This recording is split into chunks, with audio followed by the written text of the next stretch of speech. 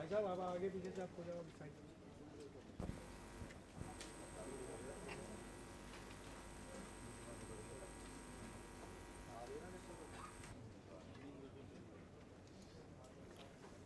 Good evening, friends, and welcome to the weekly press briefing. I will begin with an announcement. At the invitation of the Right Honourable Vidya Devi Bhandari, President of Nepal, the President of India, Shri Pranab Mukherjee, will pay a state visit to Nepal from 2nd to the 4th of November 2016. A high-level delegation will accompany the President. This will be the first visit of a President of India to Nepal in 18 years. During the visit, the President will hold talks with the President of Nepal and have meetings with the Prime Minister and other leaders of Nepal on a wide array of issues of mutual interest. The state visit reflects the priority that the Government of India attaches to further strengthening its age-old, unique partnership with Nepal and our shared historical and cultural linkages and wide-ranging people-to-people contacts. Apart from official engagements in Kathmandu, the President of India will also visit Janakpur and Pokhara. That concludes my only announcement. The floor is now open to questions. Parikshit. Sir, the Pakistani High Commission staffer who was picked up by the Delhi police, he was let off because of diplomatic immunity. What do we know about him? What are the details that were shared by the Foreign Secretary? And is there any link coming up with the Uri attack, sir?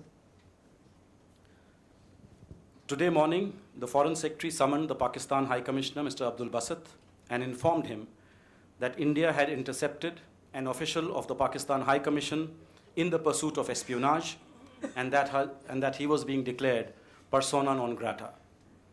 Following the intelligence inputs for the last 6 months relating to espionage on vital installations of army and paramilitary forces, Mr. Mahmood Akhtar was intercepted by Delhi police in the forenoon of yesterday while he was receiving sensitive documents pertaining to national security of India from 2 persons. Although initially Mr. Mahmood Akhtar masqueraded as an Indian national, he even produced a fake Aadhaar identity card. He later admitted that he worked in the Pakistan High Commission and requested that the High Commission be informed of this development. He stated that he had joined the Baloch Regiment of the Pakistan Army in 1997 and came on deputation to the Inter-Services Intelligence ISI in 2013. He was posted in September 2013 to the Pakistan High Commission, where he is presently working as assistant to Mr. Farooq Habib, Councillor Trade. In keeping with the accepted norms for treatment of members of a diplomatic mission, he was treated with utmost courtesy and handed over to a diplomat of the Pakistan High Commission soon thereafter. The Pakistan High Commission has been informed that Mr. Mahmood Akhtar and his family must return to Pakistan by October 29, that is within 48 hours. The Foreign Secretary also strongly conveyed to the Pakistan High Commissioner that the Pakistan High Commission must ensure that none of its members indulge in activities inimical to India or behave in a manner that is incompatible with their diplomatic status. So I suppose further investigations will now be conducted, but we have definitely busted an espionage ring, and the ringleader has been asked to return to Pakistan within 48 hours.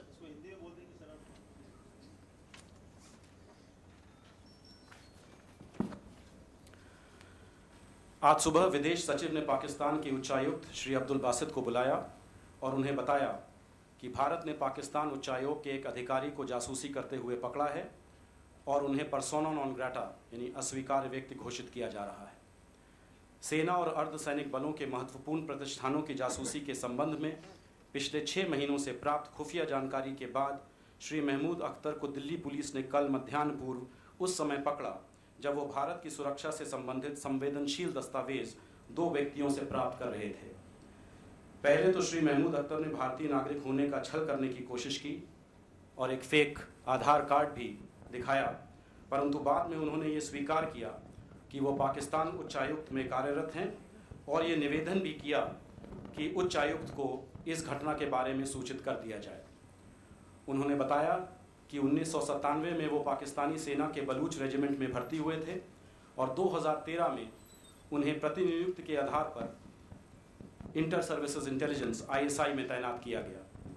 सितंबर 2013 में उन्हें पाकिस्तान उच्चायोग में नियुक्त किया गया, जहां वो वर्तमान में श्री फारूक हबीब काउंसलर ट्रेड के सहायक के रूप में कार्य कर रहे हैं। राजनयिक मिशनों के सदस्यों के प्रति व्यवहार से स्वीकार्य मानकों के हिसाब से उनके साथ शिष्टाचारपूर्ण व्यवहार किया गया और उसके शीघ्र बाद ही उन्हें पाकिस्तान उच्चायोग के एक राजनयिक के हवाले कर दिया गया और उन्हें बता दिया गया कि श्री महमूद अख्तर और उनका परिवार 29 अक्टूबर यानी कि 48 घंटों के अंतर्गत पाकिस्तान अवश्य वापस लौट जाए। विदेश सचिव ने पाकिस्तान उच्चायुक्त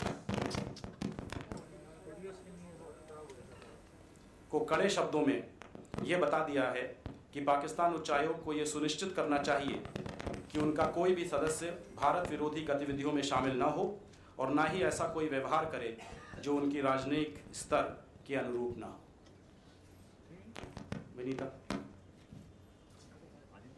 Because Pakistan has said that India is trying to distract attention from Kashmir, would you agree with this? And also, are there more people likely to be under suspicion or to be arrested? Well, if, as I said, the investigation is continuing, if we uncover evidence of the involvement of more people, then of course they will be arrested.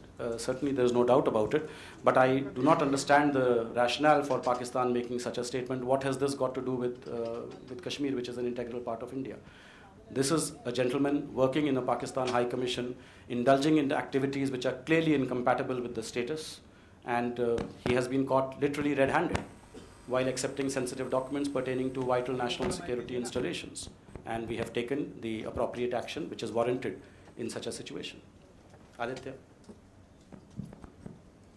The Ministry of Foreign Affairs has released a statement condemning of the activities that have taken place this morning here in New Delhi. They say that the allegations are unsubstantiated. They also say that this follows a media orchestrated campaign in the Indian media. How do you react to this? And also, sir, on the developments that have taken shape, does the Indian government really fear that very sensitive information in regard to what's been happening in J&K could have been shared already by the concerned ISI agent? And do you also fear or not rule out that there could be other officials also involved in such a ring? Look, as to what information was shared or not shared, I will not be going into that. This is obviously a matter for our security agencies to really confirm the extent of the information that has been provided or was going to be provided. Suffice it to say, we are very happy that we have nipped this ISI ring in the bud and hope that if there are more individuals involved, then they too will be tracked down. The Pakistani press release, I'm sure you have seen that already. The first thing that they allege is that he was manhandled. Now let me deny this categorically.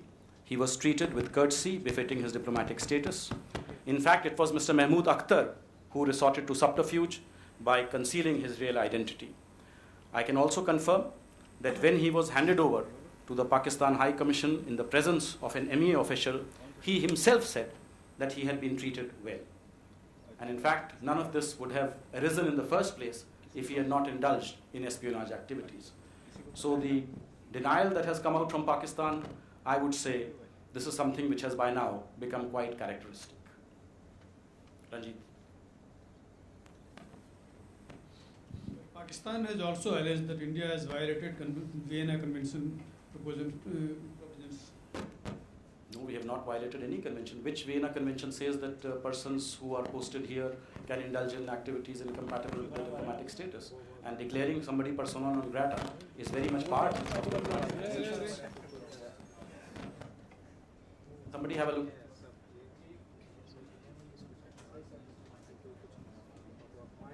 अरे mic hand वाला दे दीजिए ना वो वाला Maybe.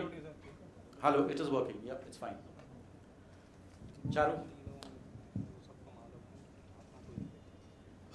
Yesterday, the Kremlin, in a statement regarding a message that President Putin has sent to the Pakistan Prime Minister and President following the Quetta terrorist attack, has said, and I quote, that Pakistan looks forward, is willing to strengthen anti-terror cooperation with Russia. Is that something which concerns us given the conversation we've had with Russia over this subject recently, including in Goa with the Prime Minister and President Putin? When it comes to reforming Pakistan's behavior, weaning them away from the path of state-sponsored terrorism, then we would welcome such a statement. I think all countries in the world should act upon Pakistan to tell it, the dangers of promoting state-sponsored terrorism. We have seen the terrible attack in Quetta, which is exactly what happens when you grow terrorism in your own backyard. So I think this is something all nations of the world need to give the same message to Pakistan, that we are ready to work with you in order for you to prevent the kind of activities that you have been doing so far. So we have a soldier, Indian soldier in Pakistan captivity, Chandu Chauhan. So can you please share the update on the status of our efforts, and how we want to get him back? Well, we are handling this through the established channels between the two militaries. There have been cases in the past as well where soldiers have strayed across the boundary, and through the established military channels they have been returned. So we are hoping that similar standard operating procedure will be followed in this case as well. Sridhar. Sir, have you got any reports about any retaliatory action by Pakistan on our diplomats in Islamabad? And are you expecting something? Have you been, is there any inkling that they may be treated similarly? Well, I certainly hope that there is no tit for tat, because we have not given cause for any such action to be taken against us. Akhilesh. This is question about Nepal. Today was GCM, and what was the agenda and what was the outcome? Can you please tell?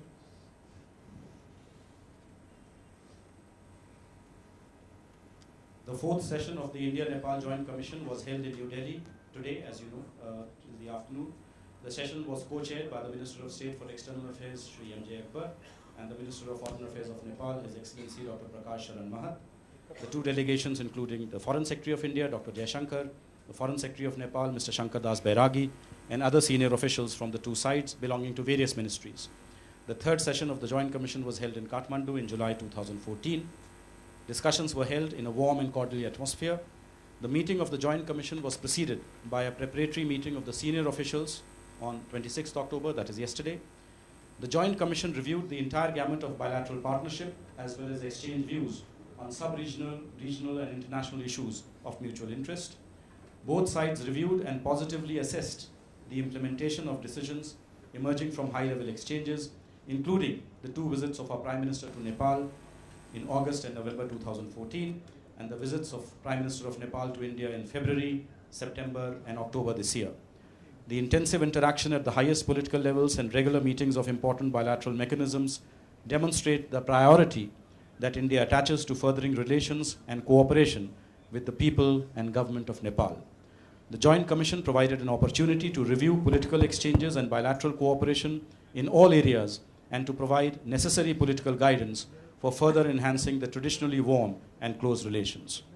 Both sides acknowledged the significant progress made since the last meeting of the Joint Commission in taking forward bilateral initiatives in areas such as trade, transit, economic, mutual investments, defense and security, border management, power, water resources, agriculture, cross-border transport facilitation, education, cultural and youth exchanges, tourism, railways, infrastructure development, capacity building, and human resource development, and promotion of people-to-people contacts, among others.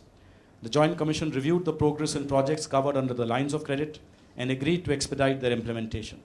Both sides agreed to closely monitor progress of all development and infrastructure projects such as the Tarai roads, the cross-border rail links, development of integrated checkposts, cross-border transmission line projects, hydropower projects, cross-border oil pipeline, and address any bottlenecks on both sides to expedite the implementation of these projects. India conveyed its readiness to move forward expeditiously on post-earthquake reconstruction projects in partnership with the government of Nepal within the intergovernmental framework of India's assistance package of $1 billion. Both sides decided to convene bilateral mechanisms at an early date to promote cooperation in areas such as trade, transit, civil aviation, and water resources. And the next session of the Joint Commission will now be held in Nepal at mutually convenient dates. At the back.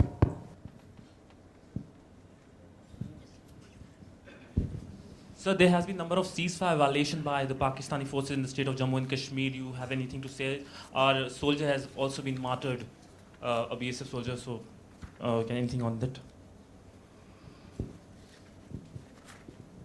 See, what I would say is that the terrorist attack in Uri and the continuing attacks that have been taking place with repeated frequency in parts of Jammu and Kashmir, they have all been carried out with the support of Pakistan. It is a matter of grave concern that instead of acting against the cancer, Pakistan takes shelter and denial and abjuration. Lashkar-e-Toiba, Jaish-e-Mohammed are active under various aliases and find support from state organs of Pakistan. So terror has become, in fact, the central motive in our interaction with Pakistan. It is important that Pakistan takes action to honor the various commitments it has given to us at the highest levels, that it will dismantle the infrastructure of terrorism in its country, that it will not allow its soil to be used for terrorism against any country, including India. So we hope that Pakistan honors these commitments. Sir, regarding the Dalai Lama's visit to Arunachal, there's been a very strong reaction from Beijing. Would you like to react, sir?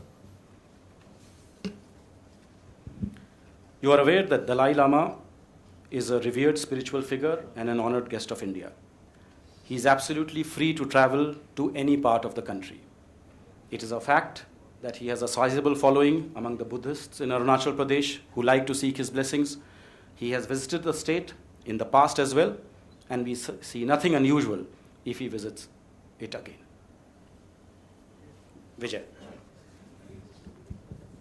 It's reported that the Heart of Asia conference, which is going to take place in Amritsar, Correct. Pakistan is going to participate in it, and Sartaj Aziz has said that. How do you look at this development, and will there be any talks so far as the terrorism is concerned when Pakistan is coming here? Look, first of all, we have yet to receive an official confirmation. I have also seen the media reports, but we are awaiting official confirmation, as also the level of participation from Pakistan.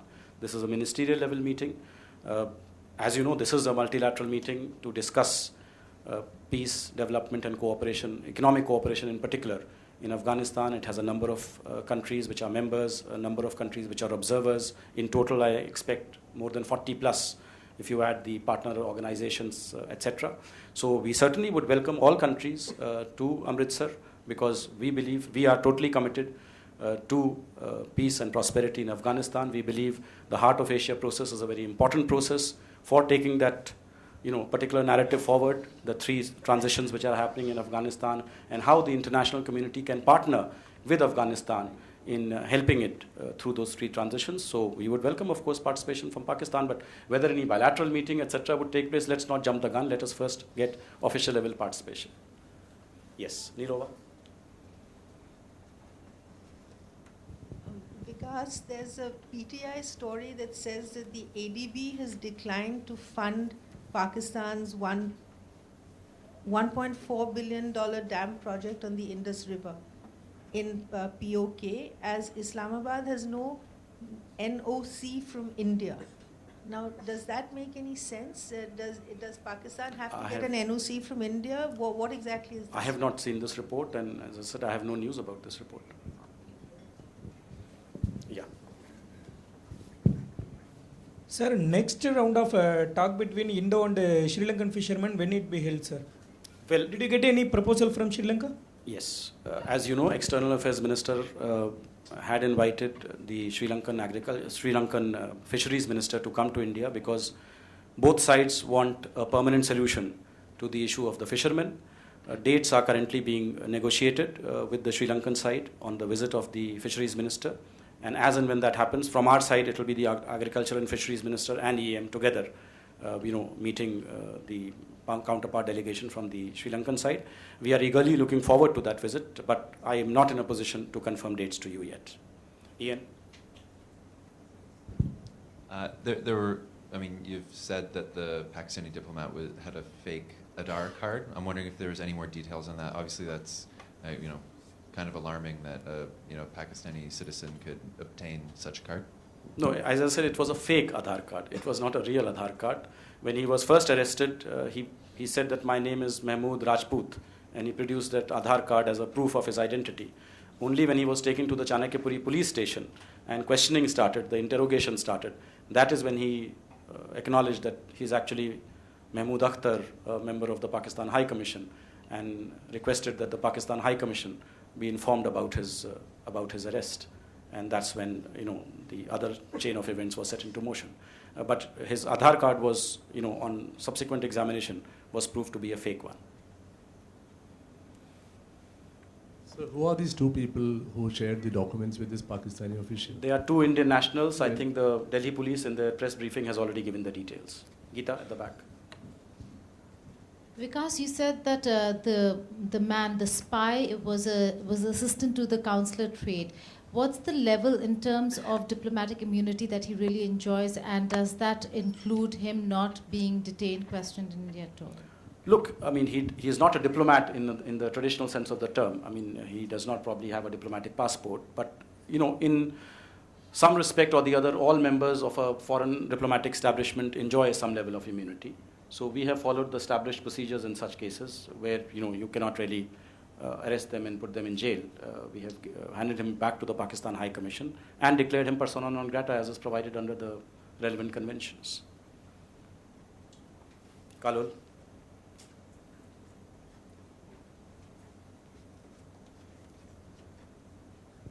Pakistani politician Imran Khan has accused India that India is trying to implode Pakistan. Is trying to? Implode Pakistan by, promoting insurgency and all sorts of movements. How do you deal with this? Because this is a member of the political class of Pakistan.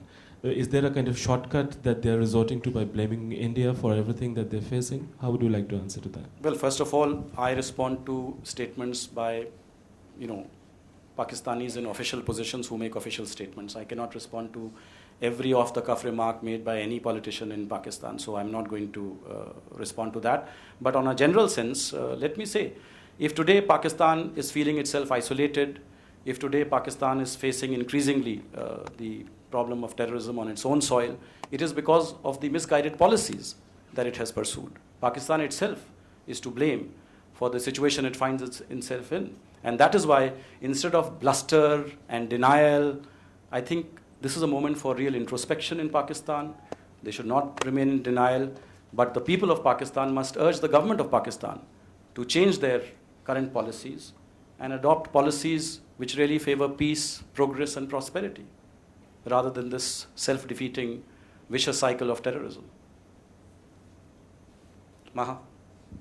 Sir, reports suggest that there could be about half a dozen people from the Pakistan High Commission involved in the espionage racket. What is is there any confirmation on that front? Has the police First told of all, you where anything? do you have these reports from? Sir, Who has these given are you these coming reports? from the Delhi Police Crime Branch sources. And is there a possibility that it goes right up to the top? I would suggest that you please direct your query to the Delhi Crime Branch sources. I see no other question. Okay. Sir, New Zealand has told that it will take constructive approach regarding India's entry in NSG. Correct. On what grounds it avoided direct support for India's entry? Look, I would assess the discussions that were held yesterday between Prime Minister and Prime Minister John Key as a positive outcome of a very constructive and pragmatic discussion. New Zealand has said that it would work with others in the NSG on India's membership so that the process can conclude successfully. India and New Zealand have also agreed to remain engaged at the senior official level going forward, and the two leaders themselves will follow up progress. So I think certainly this represents good progress, from the past statements that had been made. And I think the very fact that Prime Minister John Key in his press remarks also acknowledged this fact bodes very well for the future of our engagement with the NSG process. No, sorry. I'm sorry, you can ask somebody else to ask that question, but I see no other question in which... Okay, Nazji.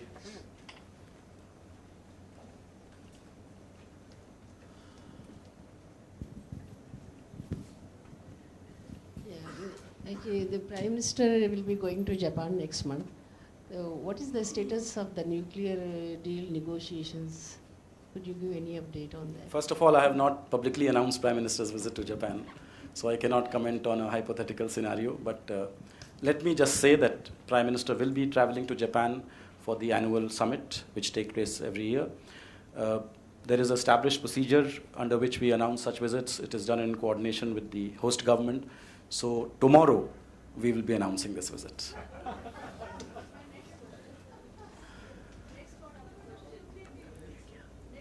As I said, let me announce the visit, then I will answer questions which pertain to what may happen during that visit.